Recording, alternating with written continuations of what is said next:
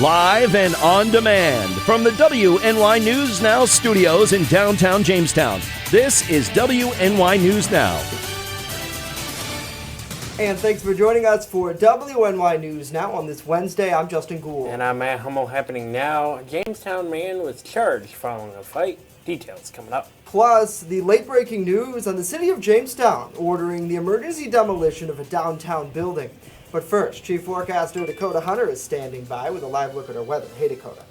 Hey, Justin and Matt, and happy Wednesday, everybody. Halfway through the week, and that weekend is always in view. Here we go with First Defense Doppler. Again, today is going to be almost an exact repeat over the past several days. We're going to have these little pop-up showers and storms across the southern tier because, again, there's a lake boundary that's actually occurred, and with the lake breeze, it's actually helping to create some localized instability. You can already see a few little pop-up showers already starting to form in Chautauqua County, and that is going to continue through the afternoon. Grass pollen has knocked down to the low level, but weed pollen now has knocked up to the moderate category. So again, those are your two culprits. It's grass and weeds. Now, since we're in summer, of course, those are the two culprits. Talking about dew point temperature, this is where we are here, the lower 60s right now today. But as we push a cold front through, the dew point's going to be knocked into the 50s, so it's much more comfortable air, and that'll continue to the week ahead. Want to mention the almanac for one reason. This is the official high temperature that's in the record books for yesterday, 70 at the airport. We don't think that is correct because there's actually a data issue going on with that.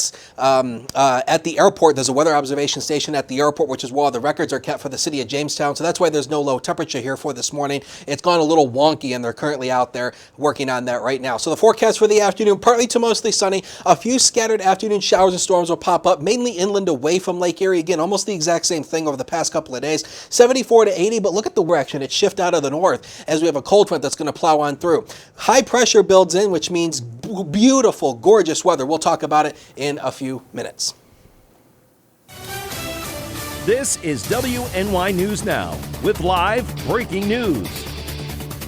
All right, Dakota, thanks. We start with live breaking news. City of Jamestown officials have ordered an emergency demolition of a downtown building this morning that was previously ravaged by fire in 2017. Demolition crews are scheduled to bring down the structure at 24 North Main Street any minute now. Officials say crews will begin in the rear of the building working towards North Main. The one-story structure previously housed the arcade shoe store located between the railroad tracks and the multi-story arcade building. In 2017, a massive fire broke out there. Much of the downtown was closed as several area fire departments battled that blaze. Now, Jamestown's building inspector recently deemed the site as, quote, imminent public safety threat. Officials say the H.H. Rao will tear down what is left of the structure, and drivers on North Main Street should expect temporary lane closures on the east side of the roadway. That includes the east sidewalk and the east part of the street. City of Jamestown man was arrested by Jamestown police last night following a reported fight at a house on Willard Street. When officers arrived, they say 31-year-old Joshua Eddy was damaging property inside the house. As police attempted to speak with Eddy, officers say he began yelling for, quote, no apparent reason. Police add that Eddy was arrested after he attempted to push them. He's charged with unnecessary noise, obstructing governmental administration, and resisting arrest. Eddy was taken to Jamestown City Jail to await arraignment. And the window of a New York State Thruway worker who was fatally struck by a vehicle is helping launch a new state fair exhibit on road safety. State police and Thruway officials on Wednesday announced that the premise of this year's New York State Fair exhibit encourages safe driving in work zone. The announcement at the State Fairgrounds in Syracuse will include remarks by Sally Deming. Her husband Ronald died in 2016 after being struck while helping remove a stranded vehicle on the Thruway shoulder in central New York. The State Fair runs from August 21st through September 2nd. And a downtown Jamestown park was closed Tuesday evening due to structural issues. The property owner, Jamestown Renaissance Corporation, says that Potter's Terrace, also known as AIDS Memorial Park or Wood Park, was originally built over a basement of a burned-down building. The deck over the past few years has gone into decay, and in an interview with WNY News Now, JRC Executive Director Pete Maraglia says that an architect found that a number of nuts and bolts holding the deck together have begun to rust. You've got a big cavity down there, anywhere from 7 to 10 feet deep. So to get that, if we remove the deck and rebuilt the deck, first of all, we don't really have the funding to do that. To address this properly, if it was going to remain a park, we'd probably have to fill it in. We'd have to shore up the foundations against the sidewalk and the building next door and the alley. So it's a big cost, and right now we're trying to figure out, what to do with it. Now, Maraglia says that he will be reaching out to the community for input, reestablishing the site, and trying to find funding to fix the structural issues or redevelop the park entirely. The park was originally dedicated as a memorial for AIDS victims, and next week JRC officials will be covering the fence with an aerial shot of downtown Jamestown to make the site more environmentally friendly for those in the area. Well, certainly, very unexpected of this park being closed, at least to the public anyway. Happy Wednesday afternoon to everyone. Thanks so much for tuning in here on WNY News Now. I could just personally attest to this park. I mean, working literally, 30 feet from where the park is? I mean, a little bit of context, this wall here that you don't see off camera, the studio wall, to the, I guess it would be to the west of Jamestown. It sits on Potter's alleyway, like right on the alleyway, and then the park is on the other side of the alleyway. So certainly, kind of sad to see it close, but, speaking with JRC officials, I had no idea that there was that cavern underneath the park where a basement of a building that was there in the 80s that originally burnt down sat, and at the time they didn't have too much funding to fix up the park or do anything with the site, so they decided to make this deck. They put the deck over that, and 30 years later these structural issues pop up. So certainly a lot of questions are still what's next for it. Right now they have that fencing, and one of the biggest concerns they have is the funding. It's how are they going to find funding for something like that? Well, I was going to say if they couldn't find it back then, who knows if they're going to be able to find it now. And now certainly Jamestown is a different landscape, so maybe they could get some grant funding for something like that. But I know they also talked about maybe they were in contacts with the building owner of that museum there on the corner of 3rd and Main, maybe including that whole line into one project. So You could see that. I could see a WNY News Now studio, actually. Really? Yeah, I could. I think that'd be kind of nice that on that building there on 3rd, and then we could fill that in and have like a plaza or something like that where all of our viewers could come down and hang out. What do you think? I like it. I like it. Well, maybe Cuomo will give us a grant. You never know. Call him. Free money. Call his cell phone. Let's check in with the comments, see what everyone's thinking about. Hello to Lori. Hopefully you're doing well. Samantha says, we need to do more for the kids. And you're absolutely right. I mean, I don't know if that spot's 100% great for a playground, but certainly a good idea nevertheless. That we could get some grass growing and put that into there. Good afternoon to David. Great to see you, sir. Thank you for being here with us. Hello to Wendy. Hopefully you're doing well. And Lori has joined us as well. She says, rodeo starting today. Totally excited, as are we. If you missed yesterday's show, check it out. We had a great story on the rodeo. Hello to Andrew as well. Cindy, thanks for tuning in. Renee, hello to you. She says, very sad buildings aren't being fixed up and they just keep going away. And you're right, buildings much like that, the building that's going to be torn down today because of the fire damage. Samantha chiming in, it's just such a shame. Yeah, Butch, hello to you. Renee, good to see you here.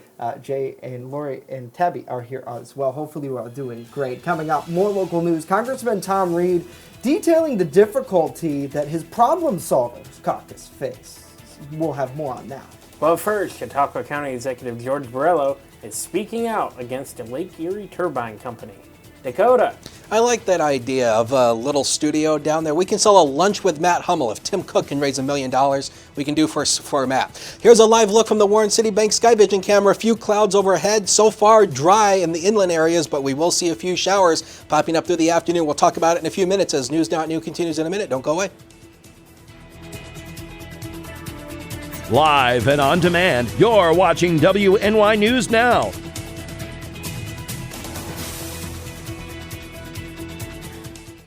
Now open in downtown Jamestown, Pearl City Hops, restaurant and tavern. I have some real old-timey dishes on there that I'm just giving new life to. Like there's a shepherd's pie on there that's gonna have some bison in it, you know, real thick hearty gravy. Then I'm also doing beer flights. We're pairing it with a set of sliders, a set of tacos, and a set of mini rolls. So everything's gonna have its own pair, so you can get a taste of a little bit of everything and all the beers. We don't want to be known as the restaurant in the hotel. We want to be known as Pearl City Hops. You're watching WNY News Now, where coverage comes first. Want weather now? Download the WNY News Now mobile app and stay up to date on severe weather alerts. Plus, anytime hazardous weather strikes, stick with the Southern Tier's only 24/7 streaming network that keeps you safe. You're all in a tornado warning, so now is the time to go to a safe place, small room, lowest floor, near the center, away from windows. What are you waiting for? Download the WNY News Now mobile app today. It's free in the Apple App Store and Google Play Store. Happening now, Chautauqua County Executive George Borrello is raising concerns about a company proposing to put industrial wind turbines in Lake Erie. Borrello took to Facebook to question the company's standing, saying that Diamond Generating Corps is a front company for Mitsubishi. Furthermore, Borrello says that major business publications like Bloomberg do not know the origins of the group.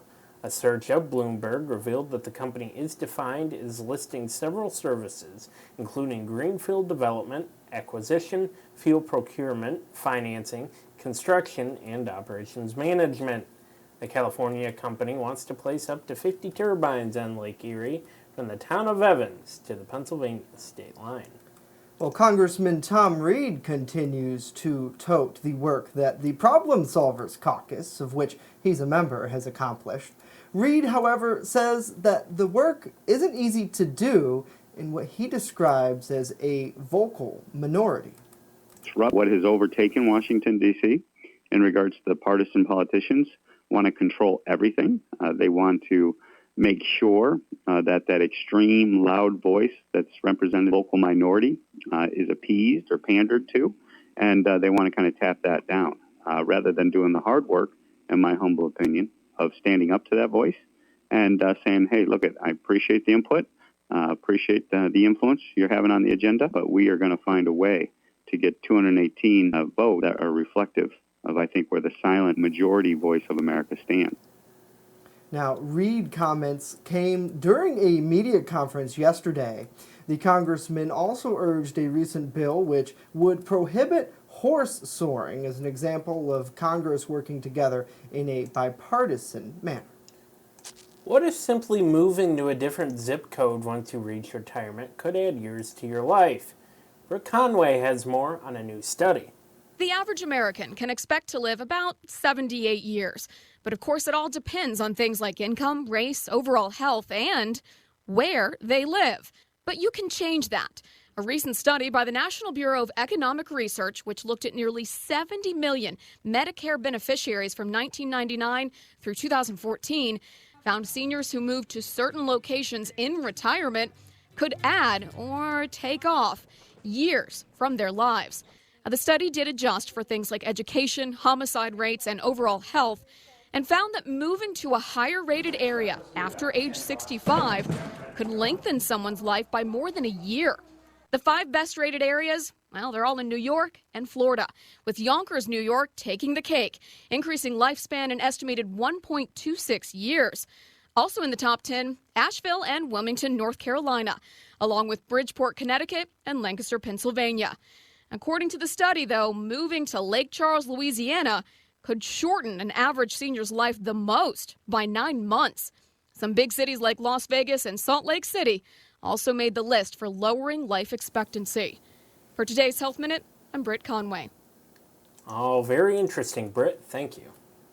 Well, 5 Girl Scouts from Westfield recently joined thousands of other troops from across the nation to take part in the Northern California Council's Golden Gate Bridge bridging ceremony.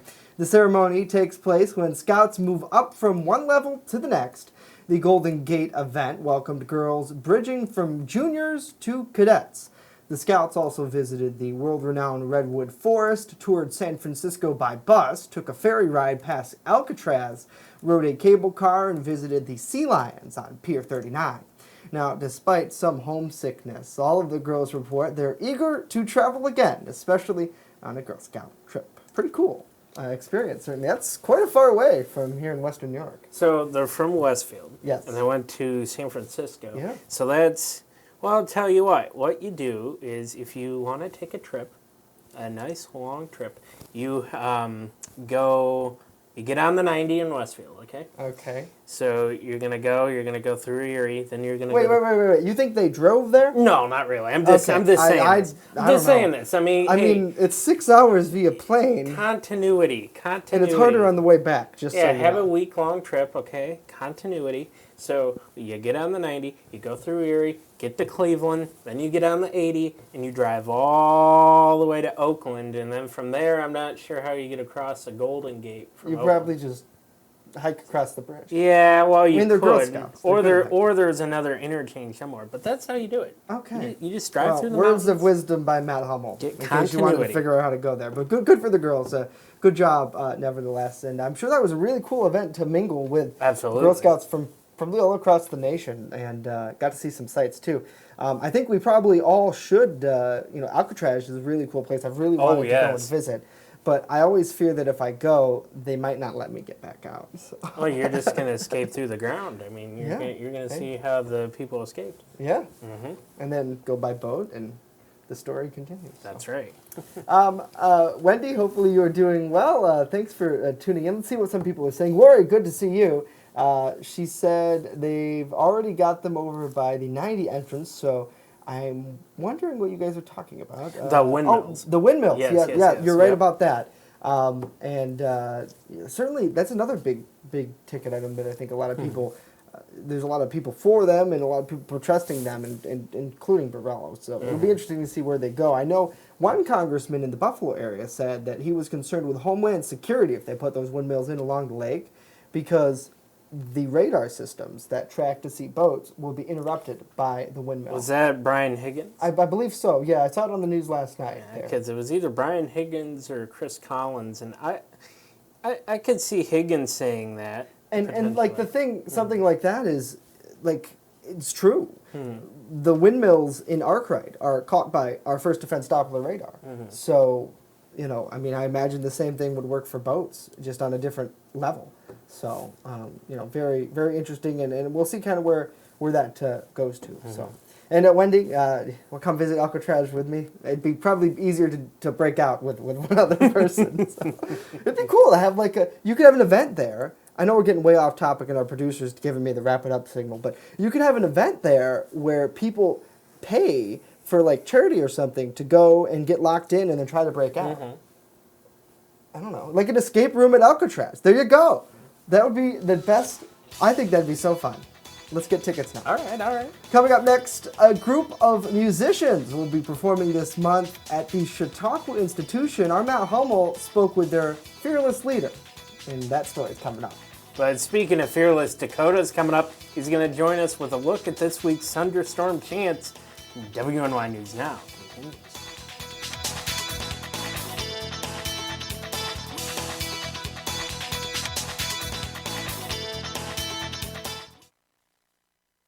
Extra, extra, read all about it. Not tomorrow, but right now on the WNY News Now mobile app. Follow local news as it happens. Top story, a Forestville man's weather video has gone viral. And stay informed with the Southern Tier's only 24/7 streaming network. Our Matt Hummel is standing by live outside of Chautauqua County Court with more on this case. Matt, good afternoon to you. Download the WNY News Now app right now. It's free on the Apple App Store and Google Play Store.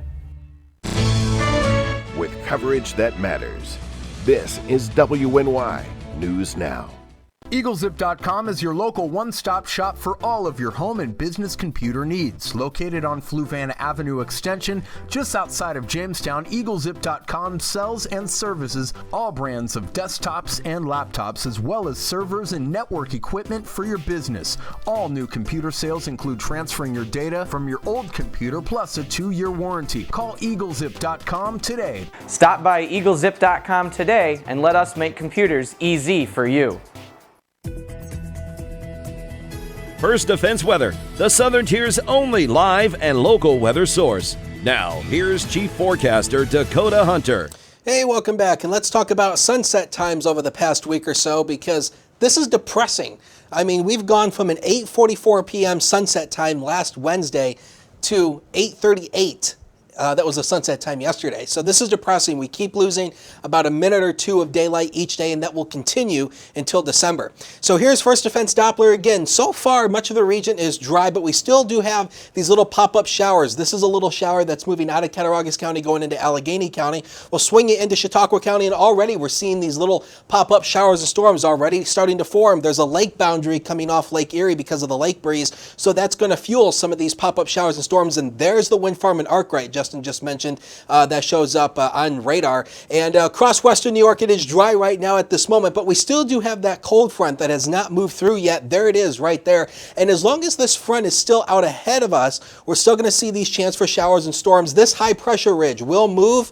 As the cold front moves east, the high pressure will move east with it, and that will build in over the next couple of days. Now, in terms of rainfall around here, it's been pretty much have and haves not across the summer, and that's been the case over the past couple of days. Look at areas north of Jamestown, 1.5 inches. Look at out towards Cat County, almost 4 inches of estimated rain over the past 48 hours. This is Doppler estimated rain. So again, these are not the observed rainfall totals. And again, out in Cat County, out in Olean, less than an inch of rain according to the radar estimate. So some spots saw nothing. Some spots actually got a lot of rain. So here's the, so again, today is the Gary Rodeo going on out today. So again, if you're going out to that, temperatures into the upper 70s. And again, when you see this big temperature drop off, that is the chance for a few showers, but also clearing skies. NASCAR is in Watkins Glen this weekend. So if you have tickets to that, again, both days, chance of a rain shower, both days, but I don't think it's going to be a total washout. Temperatures into the lower 80s for both days, for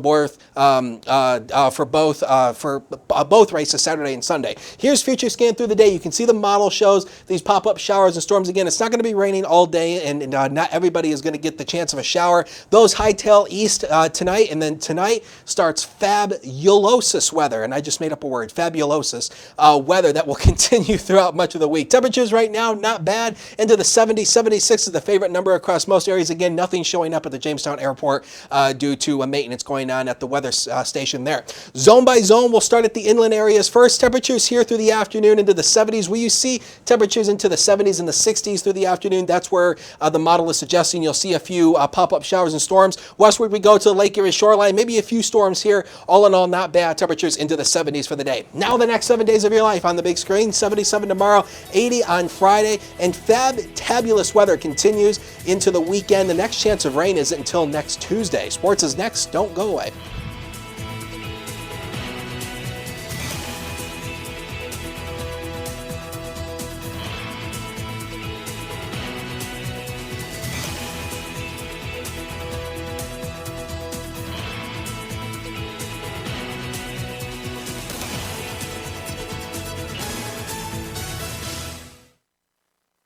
You're watching WNY News Now, your source for breaking news. WNY Sports Now is powered by Phone Zone of Jamestown. With the largest inventory around, we buy and sell our own merchandise at a price that can't be beat. Have a broken screen? We'll fix it. Learn more at phonezoneshop.com.